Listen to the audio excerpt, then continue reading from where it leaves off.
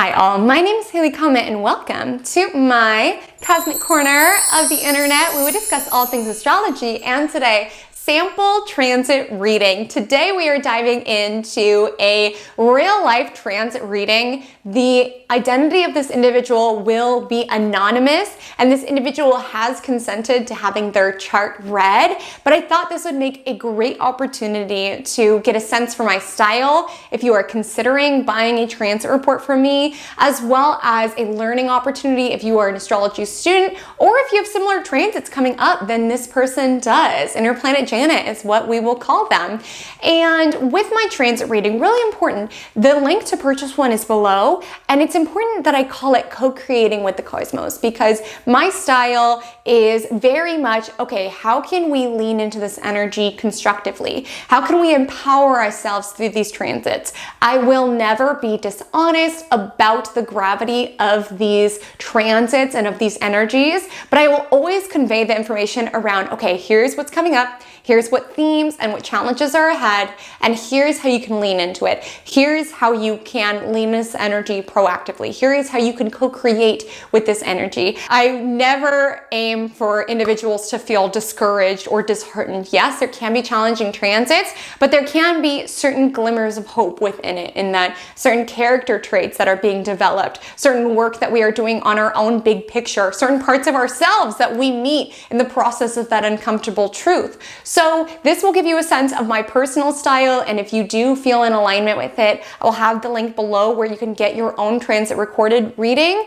It usually takes me about 2 weeks to create. I will communicate a expected delivery date should you choose to purchase one. And I also have other opportunities to work with me within my course, Self-Care Astrology, as well on my site, Haley Comet Astrology, where there are live readings available. I just wanted to give you a sense of my personal style, and hopefully you can learn a thing or two as you listen. So without further ado, the reading for Interplanet Janet.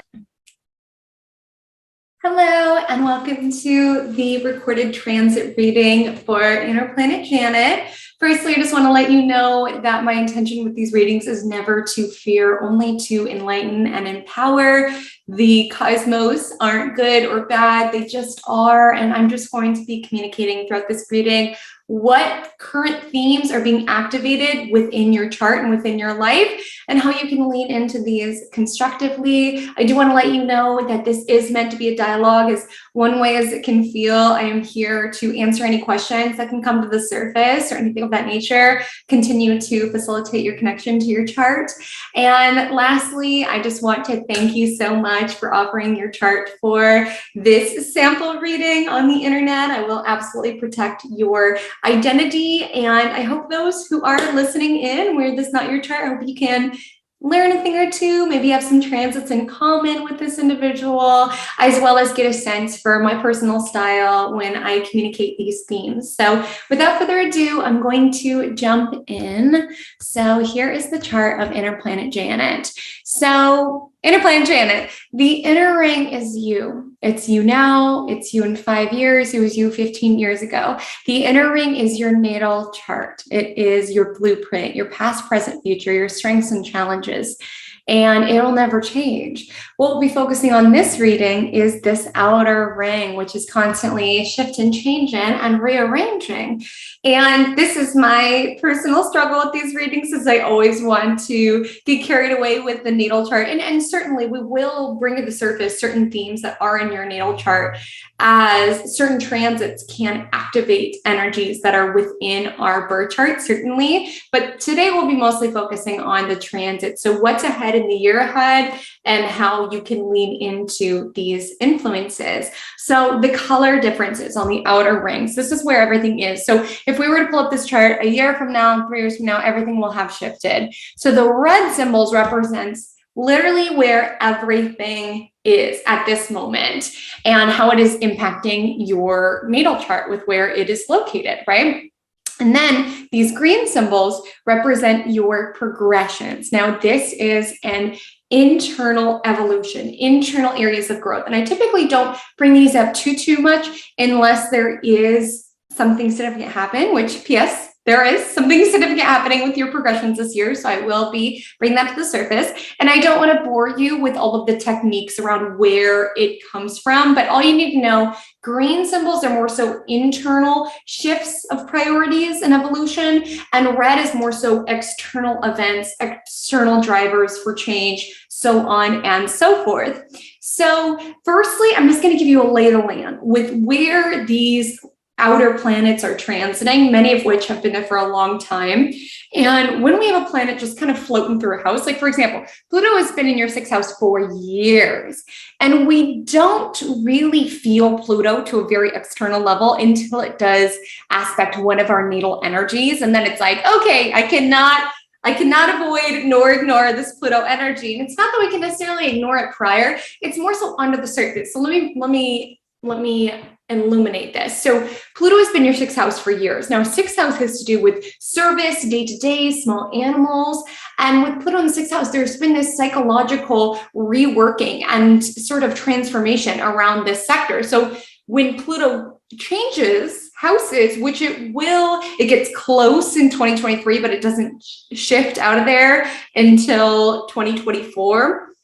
You'll have noticed that there's an utter transformation around these sectors of your life, which is around service, day to day, what it is and how it is that you do for work, small animals, things of that nature.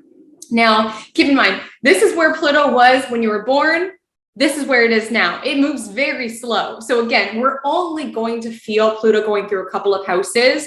And these themes get activated or really spotlighted when they aspect a natal planet, which they will. And that's sort of part of this portion of the reading where I take it transit by transit. But I just want to give you a lay of land first of where the planets are. So Pluto is in the 6th house.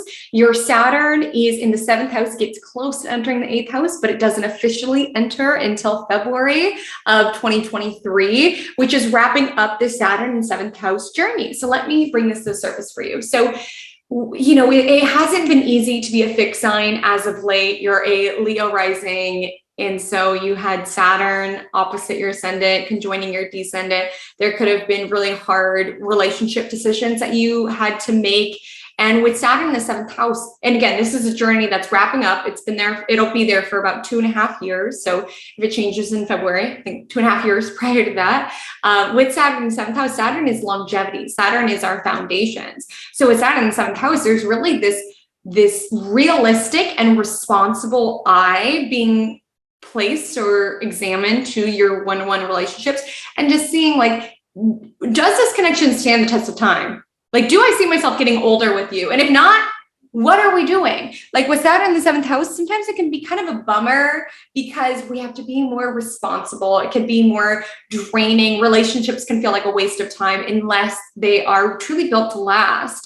And I just want to say, if you are in a connection and it makes it to the end of this transit, it's built on a solid foundation. And if you are, single and this transit is wrapping up, like it's really a time where it's like, you cannot lower your standards. Your standards need to stay high. Like Saturn is like, can you stand the test of time? Can we build together? But it can, whenever Saturn's transiting, we can feel a sense of pessimism or restriction. So within one-to-one connections, there might be this energy around what is the use? These people are just not it for me. And that is okay. I just want you to know that energy is wrapping up this year. And you can find as we move into 2023, next year, you are having a 7th house perfection year, which is pretty interesting. We'll talk about that, what that is. I don't want to burden you with all these terms, but just know your 7th house does become more important next year. So I just want to let you know, if you've been feeling the sense of drained or like not really in the mood today or not wanting to get out there, it's just Saturn in 7th house. Keep your standards high. The right person will come in. It does feel like that could happen in your next birthday year. So in your next birthday, there could be an emphasis there. So it feels like enough is going on in your chart that it's not necessarily a focus at the time being.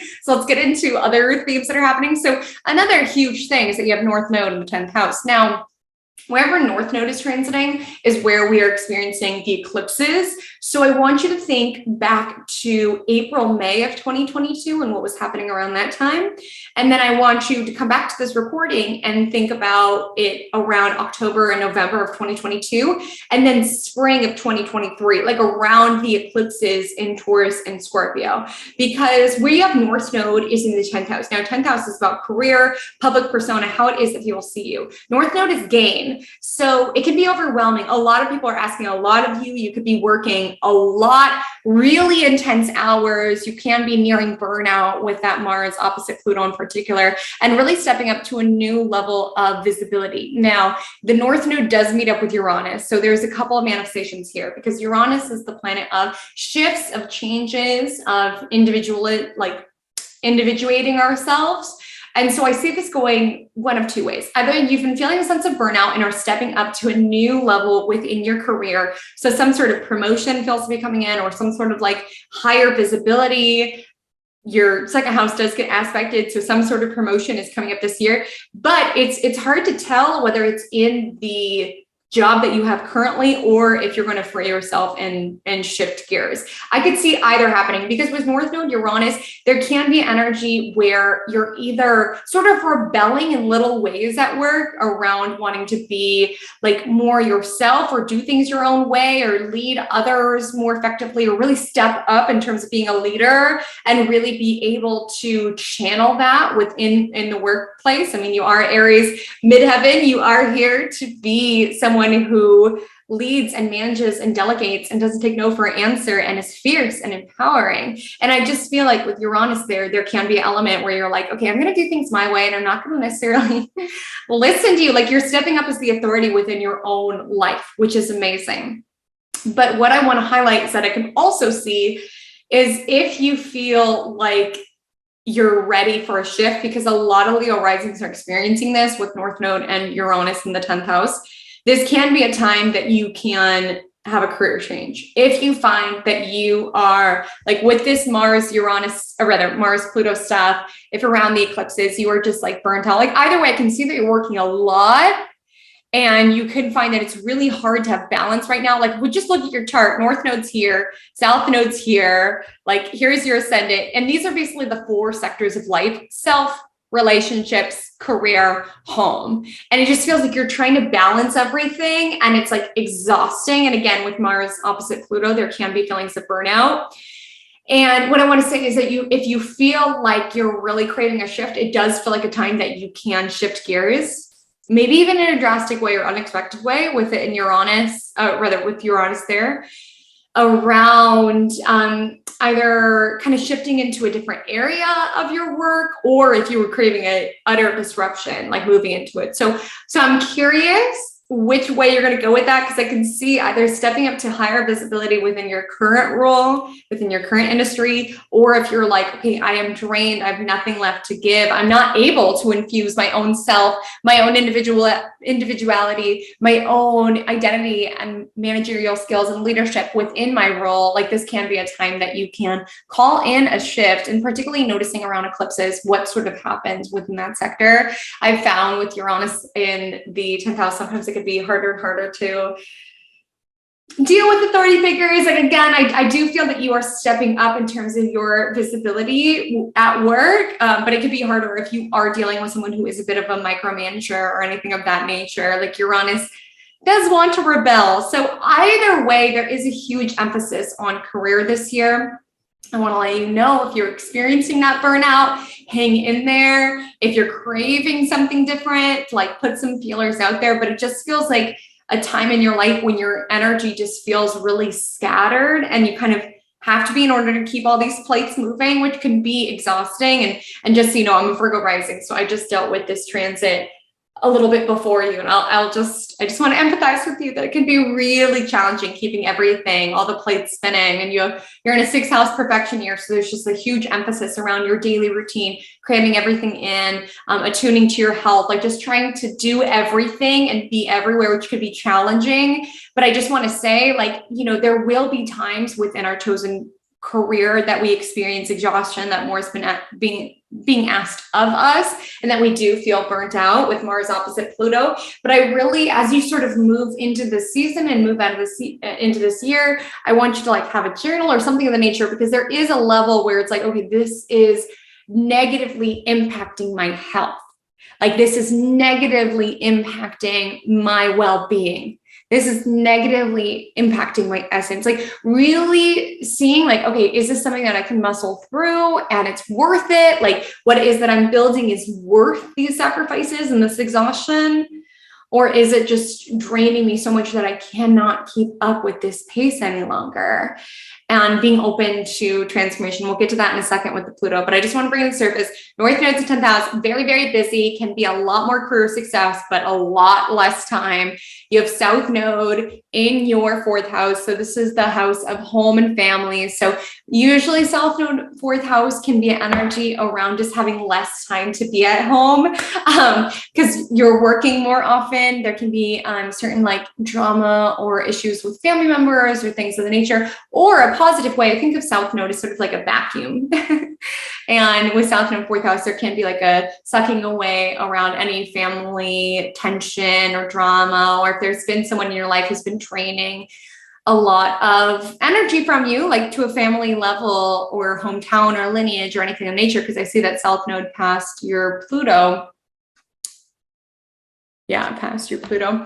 Then there can be, you know, an ability to either let go of that past wounding or that past sort of psychological imprint that it left on you. Or for some individuals, it can be, you know, if there is a family member and it's like, okay, this is not someone I can have in my life, like I need to limit contact or go no contact, that could be a possibility. As well as if there's been some sort of beef, it could be like just vacuum sucking that away. But usually with South Node in 4th house, there's just less time to be around family, things of the nature. And 4th house is also emotional state. So you might find you have to work so much and really prioritize, you know, your daily routine and really have strong structure.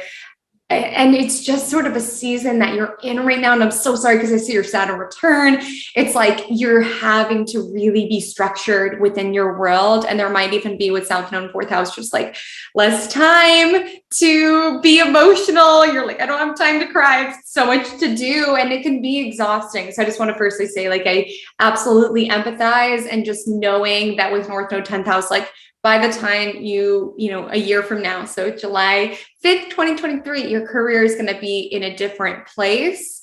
And so it's just really important to attune to your daily routine, observe if there are certain like family members or people from your hometown or anything of nature who are a little bit vampiric. Obviously, we love our loved ones, but sometimes when we have South Node in the 4th house, there can be this energy around individuals who are draining a lot of our life force and energy. And like I said, in 6th house perfection, you're really designing your schedule. You're having to get really, really structured at this time. So it can be something that is sort of just something to address and observe, like, where are my energy leakages happening? Am I bucketing what it is that I need to basically be able to function and run my life? And like, I also want to say with 6th house, I know I keep emphasizing structure, but like also structure when it comes to your self-care, also structure when it comes to your health. Like, I'm not saying just work all the time and let all those things run into the wayside. I'm saying like, you just might have to get much more strict around, okay, I need to do this yoga class. Like, I cannot help you with your errands. I'm so sorry. Like, for my own mental,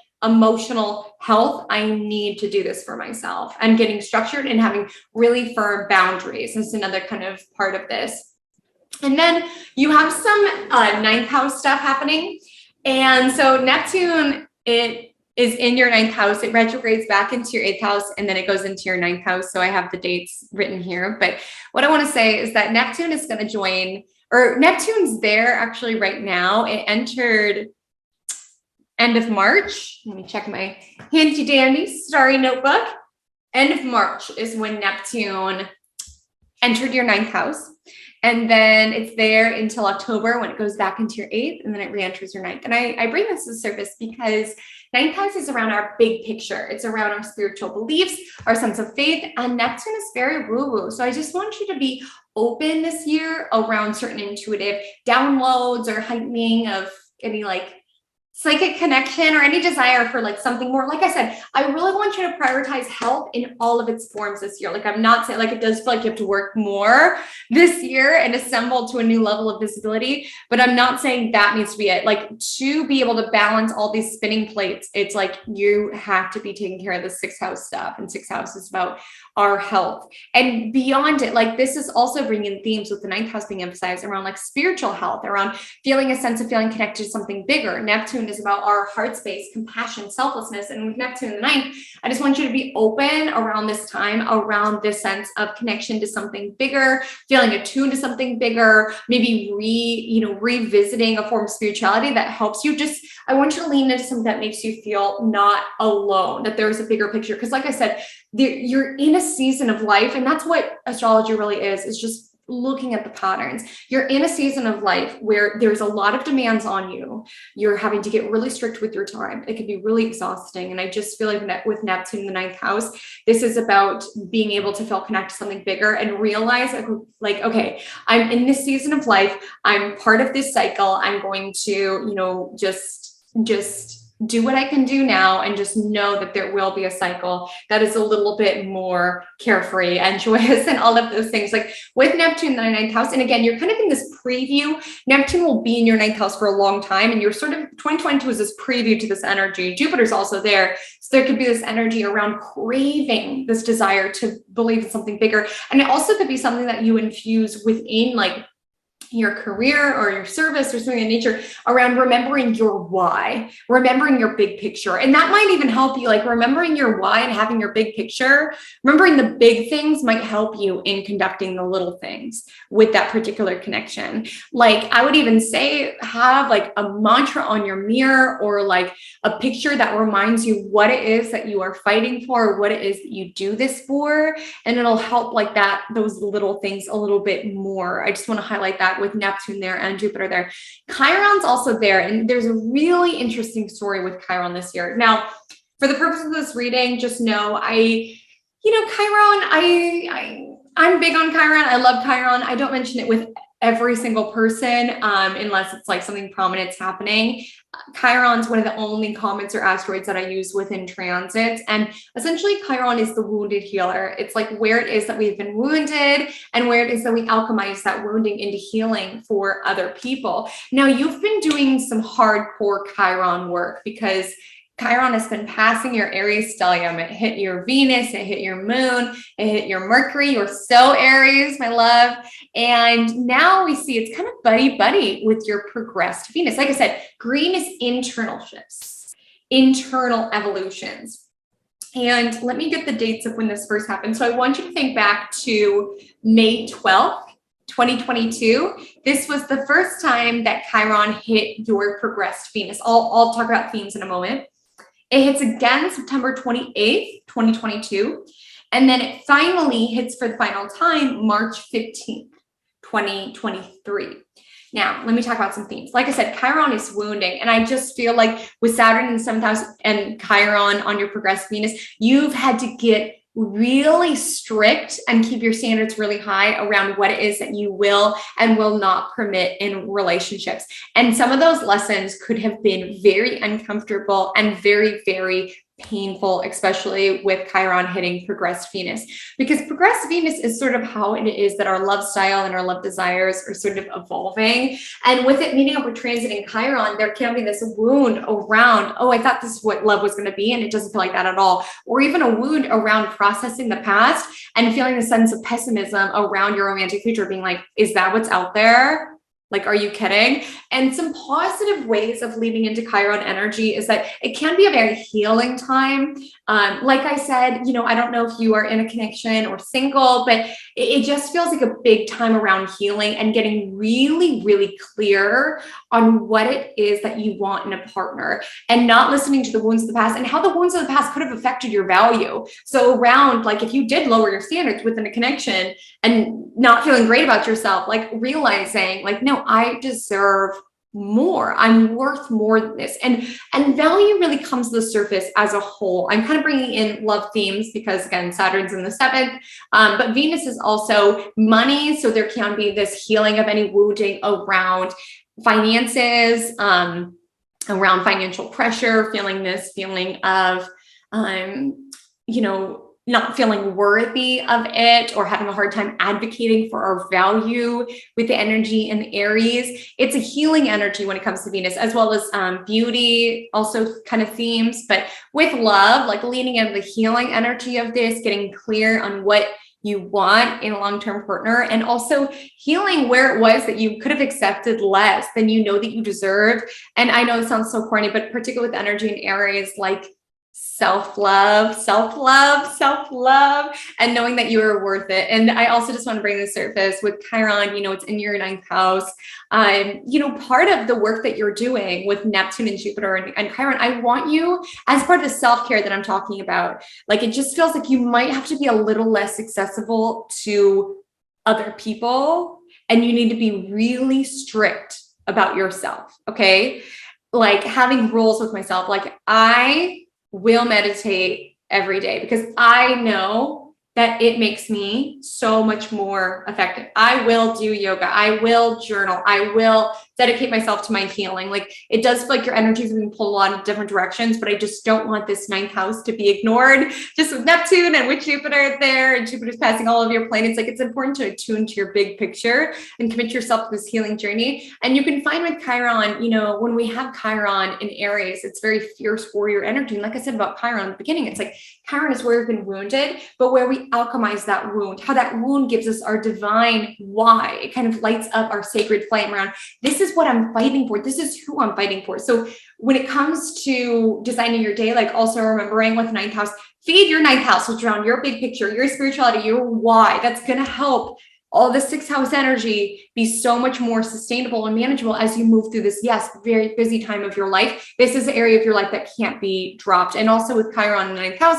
you can find that attuning to that gives you this sense of purpose and this why and doing the work that you feel called to do. So wanted to bring that to the surface. Another thing that's interesting is that your progressed moon is changing signs this year. So it happens around Libra season. So that would be like around late September, October. So the moon, our progressed moon changes every 2.5 years.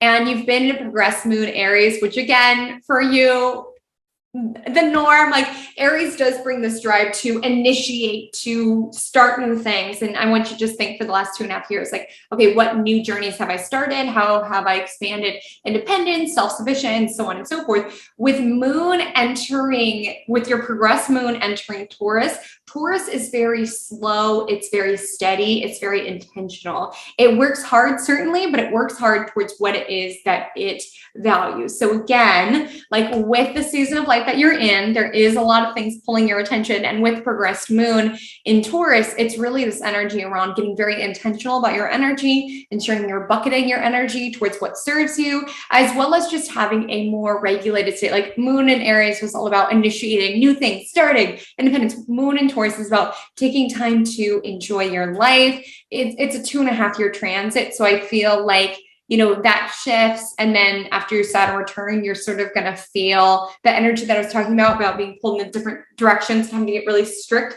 That's going to sort of dissipate. And with moon and Taurus, it might be around, okay, I'm going to enjoy the fruits of my labor and what I've worked for. And I'm going to have really strict boundaries around when I'm not at work, I'm not going to do A, B, and C, and so on and so forth. So that's sort of a shift. And it is, the moon is exalted in Taurus. So having your progressed moon in Taurus, it's just a little bit more slower, more sensual, more patient with our journey. It's in the 10th house. So there is still an attunement to your long-term goals, but in a very slow, steady, and intentional way. So that is a shift. And without further ado, I'm going to jump into transit by transit. And just really important with these dates, it's not like you're going to wake up on September 10th and be like, oh my gosh, Jupiter conjunct my Mercury. Wow. We feel transits as they come and we feel them as they leave. Besides, there's one here. Besides when they enter a house, you know, then it's kind of starting a journey, starting a long-term journey within that house. And then Venus return. Venus return is a one-day thing. So knowing that this is on the horizon for February 23rd, trying to take this day off, and we'll talk about what that means. But this is the only one where it's like just that day. The rest of them, it's like, yes, your Saturn return does exact February 20th, but you've been feeling it for a lot longer than that. And Jupiter conjunct Sun, you know, we feel it before and we feel it a little bit after. So no pressure around that. Okay, so let's start with some Jupiter stuff, because Jupiter is just all up on your chart, which we love. Like I'll be forthright. I'm always honest in these readings. All of these transits are not easy to deal with. Jupiter is an expansive one though. So it already hit all of these guys earlier this year in 2022. And now because it's going retrograde, it's going to hit 2 more times. Basically, you can think of Jupiter here and it just hits bam, bam, bam, bam, and then it hits one more time. Bam, bam, bam. So firstly, on its retrograde journey, it's going to conjoin your Mercury. Now, it's significant because Mercury is the Lord of your 2nd house and your 11th house. So it does feel like good news, particularly financially good news, can make a significant financial purchase. That's something that you've hoped and dreamed for. There could be gain in some sort of sector. I really want you during these Jupiter transits, be open to receive. If a friend gives you something or something in nature, be open to accept it from them. If you've been wanting a certain investment of something that you've wanted for a long time, be open to like treat yourself a little bit. Like Jupiter does give us a little bit more optimism within our world. So with it passing Mercury, you could find you're in a more mentally expansive headspace, and you might finally be in the mood to like treat yourself for all of the hard work that you've been doing, as well as experience gain within financial matters. And this happens 2 times. So look out for those times. If you are looking to purchase something significant, ask for a raise. Or anything of that nature, plan something with a friend, because it's just emphasizing 11th house, which is friendships, hopes and dreams for the future, and 2nd house, which is possessions and values, and just using this positive mind space that you'll be in to basically be the Midas of your world. Like, I really want you to look at everything and like be like, okay, what if I could turn this into gold?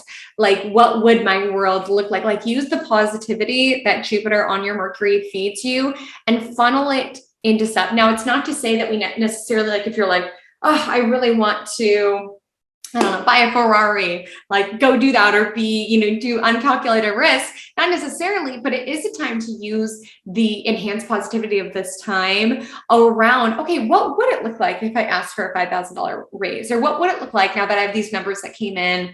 You know, I could appeal to an authority figure or connect with new colleagues and put some feelers out there and see if this new project would be possible. Like with Jupiter on Mercury, we can just feel a little bit more positive. Like I said, it's in the 9th house, so spirituality could be emphasized here. But I really want you to think more positively when it comes to your financial reality, as well as your hopes and dreams in the future. Like allowing, because I feel like you've had a lot of transits that have been kind of killing your vibe. And this is sort of a transit around like being able to remember the good in life and the good in yourself and upping your own value and standing by that. Like if you advocate for yourself and saying, I deserve this raise, I deserve this income boost, or whatever that may look like.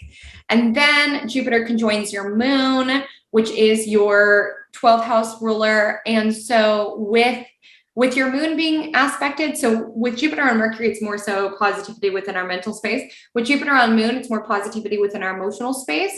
With 12th house being emphasized, you could find that there can be significant intuitive breakthroughs, as well as like if you're in therapy or anything of that nature, that can be something that is helpful for you and attuning to the big picture of your world. Again, when I talk about big picture, yes, this is often spirituality, but it's also like big picture. Where am I feeling bored in my life? Where am I feeling challenged? Where am I experiencing joy? Like with Jupiter on moon, it is a time to invest in your own feeling good. It is, and particularly in like 12th house matters, which is around healing, subconscious processing, things of that nature. So maybe with Jupiter hitting your Mercury and then your moon, it's also like looking at how is it that I talk to myself? And rather than being like, Interplanet Janet, you did that wrong. What's wrong with you? Like shifting and evolving how it is that you talk to yourself and finding that you're in a more sort of balanced emotional state because of it. And then, yes, it's moon. Okay.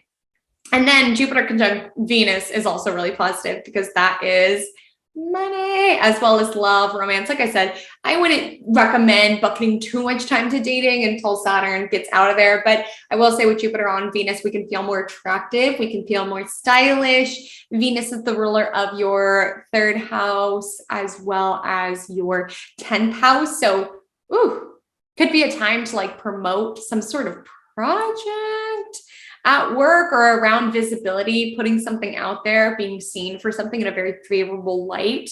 is supportive around that transit. So those will all repeat. So you'll see them repeat again down here. I want to bring the surface Pluto opposite Mars. So I've been foreshadowing this quite a bit because this is one of the hallmark parts of your transit. And its tone is much different to Jupiter. So I want you to take advantage of the positive, good vibes energy of Jupiter, which is expansion, optimism. It's interesting. This happens right after these really positive ones. It's like sandwiched in between them. So that makes me feel like, so I'm going to tell you the themes, but that makes me feel like this transformation that you're making is leading to more expansion and a sense of more freedom within your like mental world, as well as within your emotional world. Okay. So I feel that this one won't be as intense as it could be, because it is sandwiched between these very positive transits. It does repeat. So even the October one kind of happens right after Jupiter transcendent, but later ones could be a little bit more intense, but let me talk you through it. So Pluto is the planet of transformation, and it's aspecting your Mars in Cancer in the 12th house. And now what you need to know about your Mars in Cancer is that Mars is not inherently strong in Cancer, because Cancer is emotional, it's more receptive, whereas Mars is about fighting and advocating. And you certainly have that fighting spirit within you with this Aries stellium. But with Mars and Cancer in the 12th house, sometimes you can struggle with martyrdom or having a hard time with boundaries. And like I said, I feel like the strictness that you're having to impose, it's not strict around, oh, I can't hang out because I need to be working all the time. It's strict around, I need to leave the office at this time because I need to go meditate, because that's what it is that I need. Like, I need to not help you with this task. I'm so sorry. I love you, but I know I just need to honor what is it that I need to give myself at this moment. Like, it is being strict, but it's not, I'm not saying work all the time. It's being strict with every element of your life and ensuring and really attuning to well-being. It feels like there is going to be payoffs with Jupiter crossing all of it, just feeling like in a better headspace.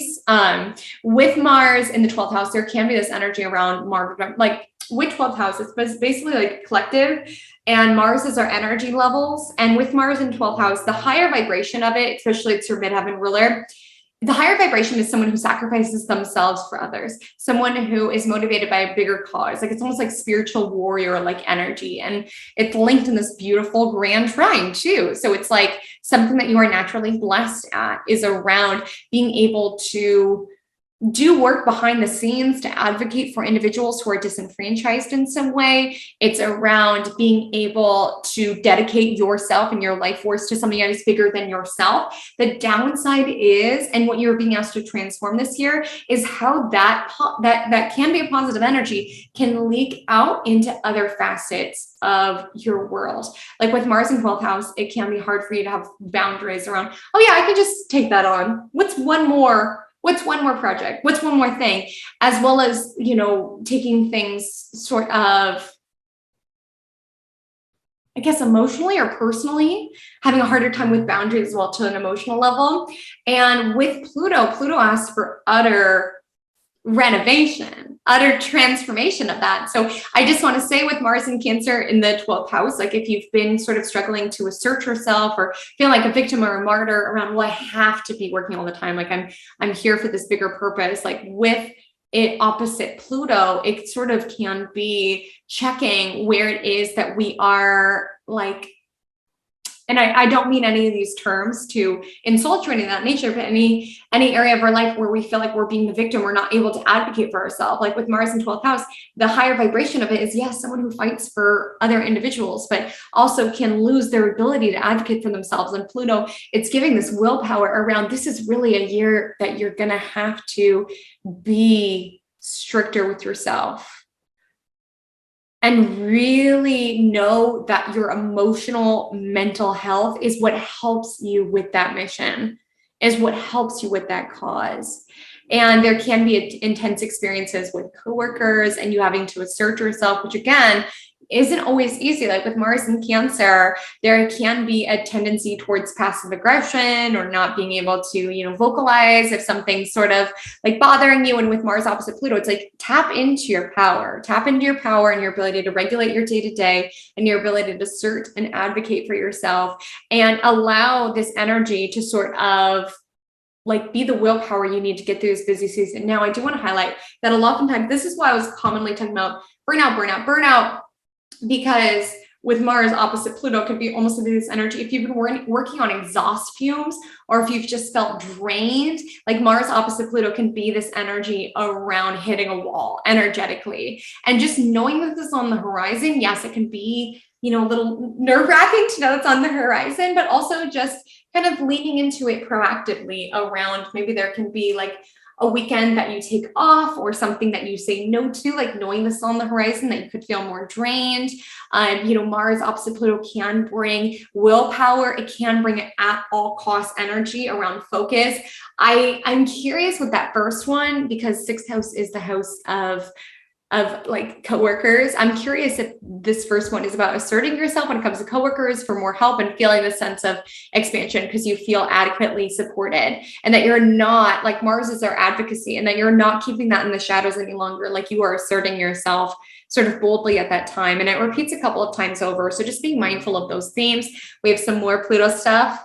Just you wait. So just hang in there. You've got this. And the good news is, Interplanet Janet, is that Pluto transits are once in a lifetime because they're so slow. Like Pluto will not oppose your Mars again. So that's the good news. And then again, fall feels pretty positive.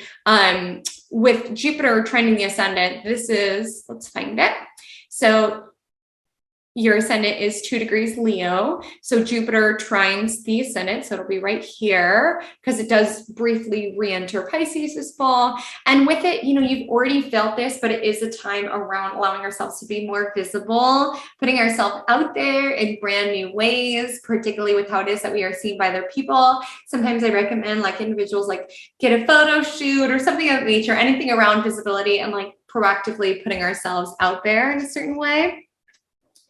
And then, and also just ascendant is how it is that we view the world. So using that positivity, growth-oriented mind state of Jupiter, and like, again, whenever you see Jupiter, just be like, if I was Midas, what would I use this positive energy to channel? And like feeding positivity, like we would feed anything else in our life. It's hard because you're in a Saturn perfection year. And like I said, there's this need for structure and holding all these things, but around these Jupiter transits, like I want you to consciously feed positivity and bucket room for tasks that help you feed that. So around meditation, around like whatever, like that needs to be just as non-negotiable as anything that you do for anyone else and anything that you do at work, and being open to sort of asserting some boundaries, as well as like stepping up to this new degree of visibility, and how it is that you are seen by other people is also kind of essential here.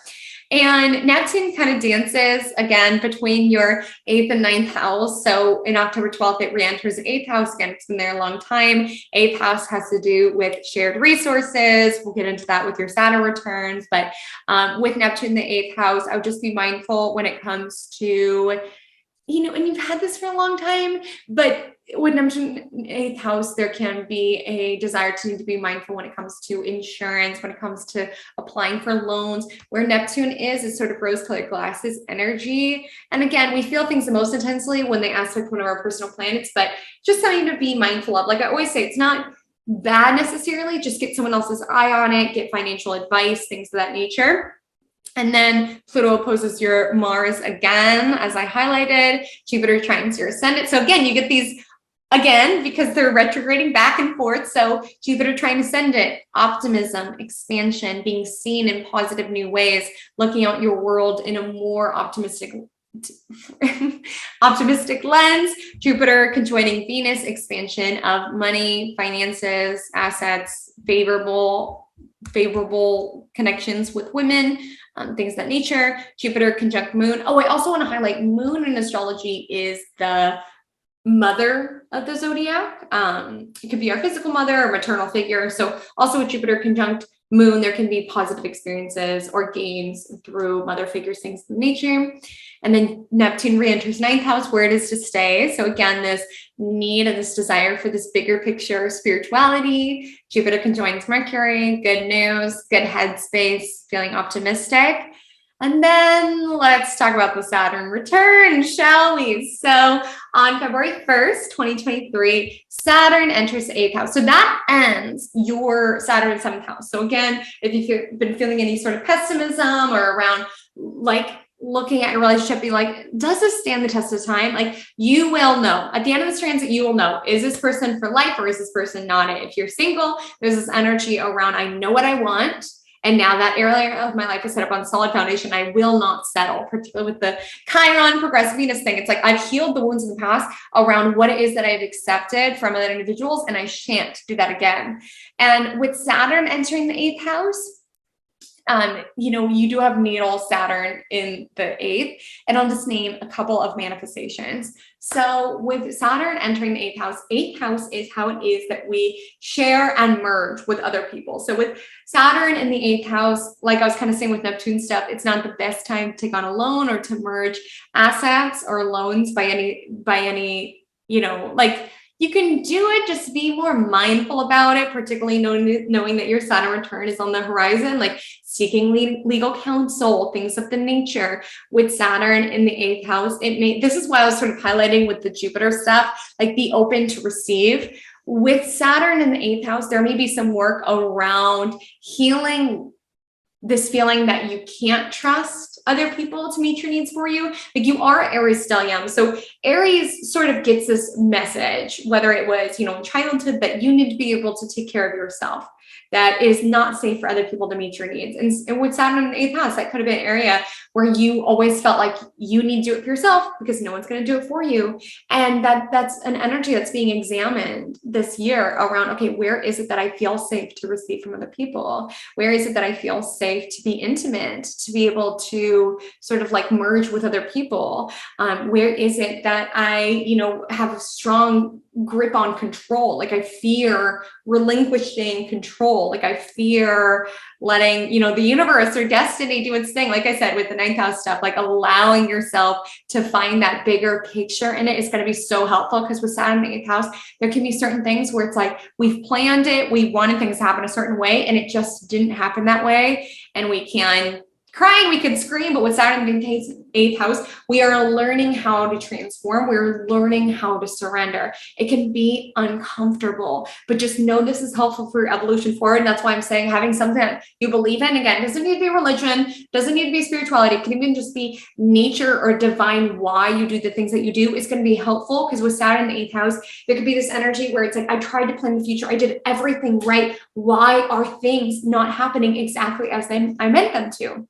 8th house is transformation, but to a broader extent. And again, no fear. No one's going to pass away. It's not that. But I do need to let you know that this is the house of debts. It's the house of death and debts, essentially.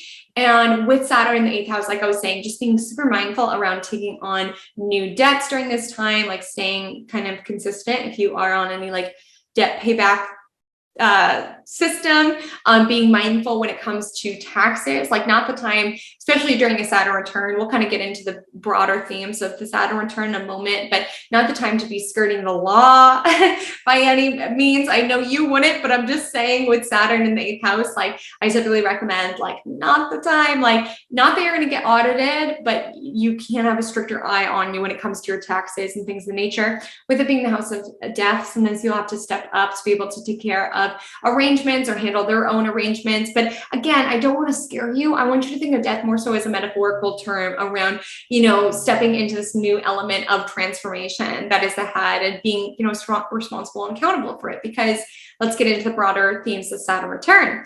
So Saturn return is essentially a rite of passage into adulthood. It is essentially when we crystallize the person that we are and sort of decide how it is that we're going to be moving forward. It is the planet of essentially adulthood. It is the planet around reaping what we've sown, like around like things catching up to us from the past.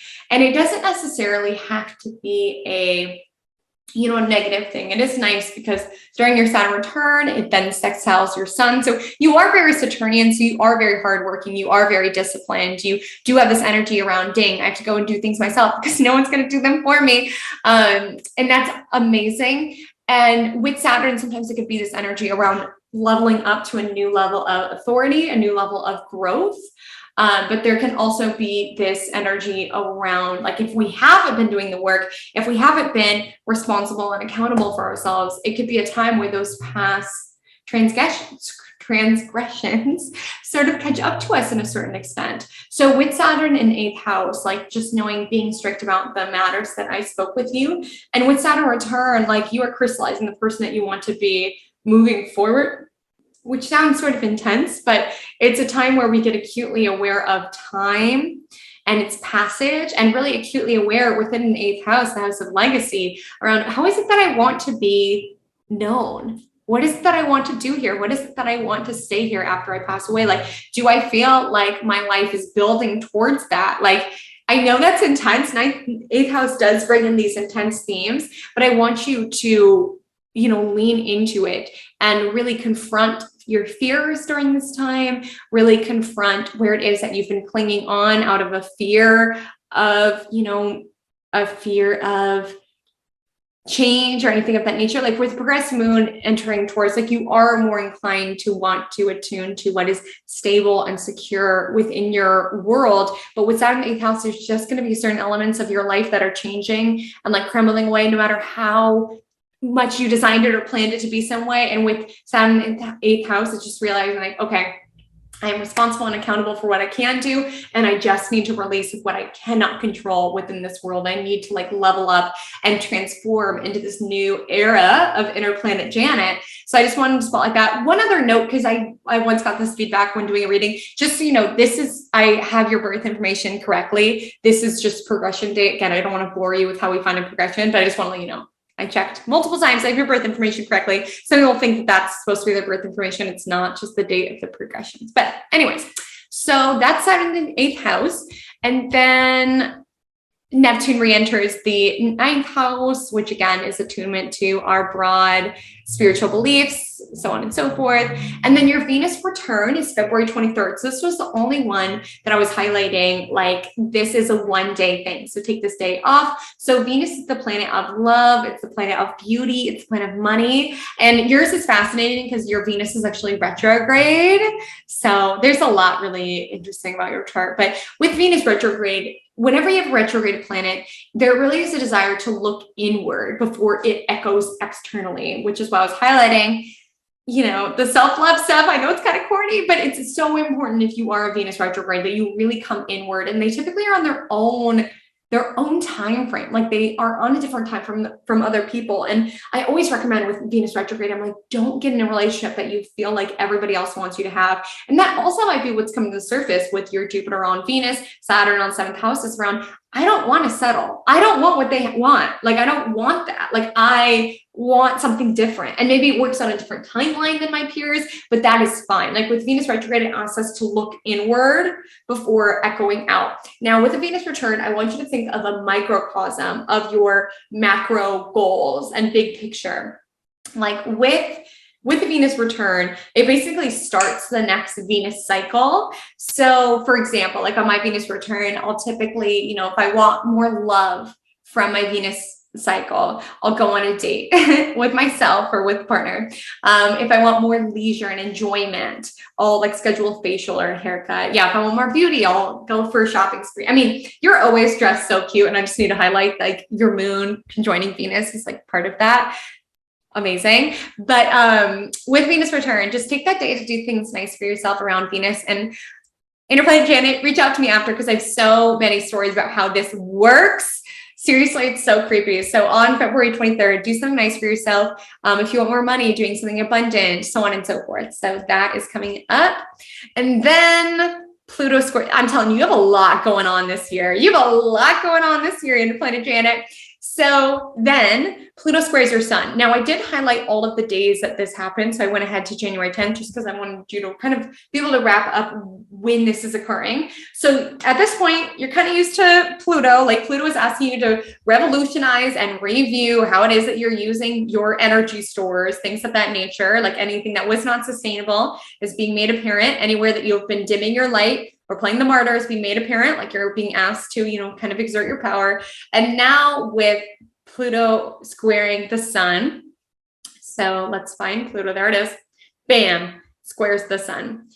So I'll be totally forthright. Like I said, Pluto in sixth house, I do feel like there is this deep psychological overhaul around coworkers, around service. And with it squaring the sun, there can be this certain energy around, like the thing about Pluto is that it brings what's been hidden or what's under the surface to light. And with Pluto, our only options is we can either evolve or decline. Like with Pluto opposite Mars, it's either like we can evolve, how it is that we assert ourselves, advocate for ourselves, or decline. With it on sun, it's like we can either lean into our visibility, allow ourselves to be seen in our fierceness, and really examine and put forward our leadership abilities. Like Interplanet Janet, your ruling planet is on the midheaven. You are here to lead and in your own way. And it's like, if someone tells you that you are too much or too overbearing or whatever else, like they just need to get their shine on. Like with Pluto squaring sun, do not dim your light. Like again, with Pluto stuff, and I also want to highlight this with Mars, there can be an at all costs, like really egotistical, really competitive energy. I don't feel that for you. I do know Interplanet Janet. But that is a possibility. If anyone's listening, they have a Pluto transit, like do be mindful, base instincts, base desires. I need to win no matter what, which is why it can be a burnout transit, because it's like a time that we can be like, at all costs, no matter what, I'm determined. Be mindful of those base motives around, especially around overpowering others, but also notice like where it is you could be dimming your own visibility, or around like dimming your own light around, do I deserve to be a leader? Do I deserve to be seen like this? Like with Pluto squaring sun, it feels like there might be some, I'll be forthright, some workplace drama or something of that nature, where there is this desire around like wanting to be seen in your visibility, but people aren't responding to it necessarily. And again, there's a way to channel Pluto energy without being overbearing. It is a planet of power. So it does ask us to step into our solar energy. So sun is ego and identity powerfully, but being mindful if there is any at all costs or wanting to micromanage or overpower other individuals. There is a way to stay within your light and lead effectively without going down to those base instincts, those base motives.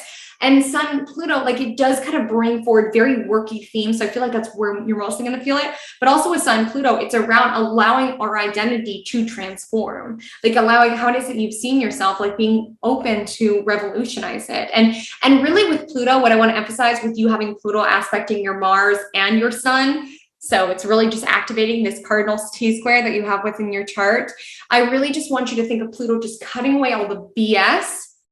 That's really what Pluto does. It goes deep, asks us to transform. So with Sun square Pluto, it's also like cutting out the BS around, okay, where was it that I was told that my value is determined by my career or by my validation from other people? Where was it that I was told that I need to behave in a certain way? And can I cut out the BS and be able to infuse my own authentic light in this situation?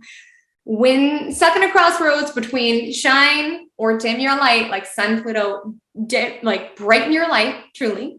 Stand in your power. Do be mindful of coming from those base level motives with Pluto. That can be a possibility, but also continue to lead in this evolution around allowing yourself to be seen in your fullest glow, your fullest totality. And then Jupiter conjoins your midheaven and it enters the 10th house. So Jupiter hits right here, bam. And this feels like an expansion point. Like I said, I feel like you've been working. And I feel like a lot of the efforts that you've been working towards are going to pay off during that point. Again, you have a lot happening in your 10th house. So I feel like you are continuing to climb over this time, but there's going to be something like, okay, I know what I'm working towards. Like I can see either the reward is there, getting some sort of reward or being celebrated or something of the nature, or around being able to have this taste around, okay, this is what I've been working towards. So I just want you to remember, Jupiter's going to be on my midheaven, and it's not the most rare thing. It happens every 12 years, but it is sort of a celebratory energy around ascending like Jupiter's going around, right? It finally reaches the top of your chart. So it's like ascending to a new height within your career and how people see you. And so, and it starts off its journey in the 10th house, which is bringing expansion in 10th house matters. So it does feel like things will slow down, not slow down, but you'll have more freedom and more autonomy within your work. So just knowing that that is upcoming and seize that. And Jupiter also hits your sun. So again, with Jupiter hitting your sun and Pluto squaring your sun, it's a time to be visible, put yourself out there. Your visibility and your power and your authority is going to make other people uncomfortable. And that says more about them than it does about you. Like, again, with this square to Pluto, sometimes we can go at all costs egotistical, competitive. But what it feels like, especially with it happening after Jupiter conjoining your sun, is around like, knowing that this is your ability, like this is what you're here to do, staying so focused to that you're not necessarily caring if coworkers or people around you have something negative to say, like just shining brighter, standing within the power that you bring and really not giving any energy to smaller voices trying to tear you down or anything of that nature. Okay. And then final aspect is that Pluto squares your sun again. And then that story is kind of, and you're going to really be seen in a new way. And yes, sun is ego and identity, but it echoes powerfully within your career. So it just feels like leveling up to a new level of power and visibility within your career. And people might have something to say about it, but don't let it dim your shine. Like with Aries midheaven, you are here to be fierce. You're here to be advocate and just allowing yourself to continue to shine brighter within that and enforce what it is that you enforce. And then just a quick note, because I kept mentioning it, perfection years is basically a different house that's being emphasized every single year. And I just want to bring to the surface that this year, so 2022, your most recent birthday, you entered a 6th house perfection year. So again, an emphasis upon service, day-to-day coworkers, people who you hire or work above, small animals, which again, it's a Saturn ruled year. Saturn's your time lord. These terms are like so intense, like time lord, are you kidding? But in a Saturn time lord 6th house year, you're having to get more strict and disciplined about your schedule and about your health. Again, health in every way, emotional, spiritual, well-being, health, boundaries, things of the nature, more important. And then your next birthday, so the birthday in 2023, you're entering a 7th house perfection year, which again is Saturnian. So with Saturnian, it's delayed gratification, it's structure, but the emphasis is on one-to-one connections and partnerships. So that can be a time of meeting someone significant or deepening the relationship that you have. Saturn does bring this committed energy. And like I said, you've been doing work with Saturn 7th house around, I know what I'm worth. And I know what it is that I want, and I'm not going to settle. Do not settle with Saturn in the 7th house. So Interplanet Janet, thank you so much for letting me use your chart. If anybody's still listening, thank you so much for listening to the entire reading. Let me know what you thought below, if you learned any new techniques or anything of the nature. Interplanet Janet, thank you so much again. And I hope everybody has the most beautiful day. And until we meet again, drink lots of water and stay cosmic. Take care. I really love doing these readings. I really love connecting with all of your charts. These readings do come with follow-up questions, so I'm here to be your cosmic conduit and connect you to your chart. I don't just give you the link and then run away. And I think recorded readings are beautiful because you have that reading to reflect back on, as well as I'm still there to support you and guide you. So I would be so honored if you choose to purchase one. The link is below. There are opportunities to work with me as well via HaleyCometastrology.com, which has all of my one-on-one live, so phone and Zoom offerings, as well as via my core self-care astrology, which has much earlier availability. So you can check that out. Do let me know what you learned from this reading, or if you learned anything about yourself or your transits. I want to give a special thank you to Interplanet Janet for offering up her chart for this exercise. And until we meet again, drink lots of water and stay cosmic.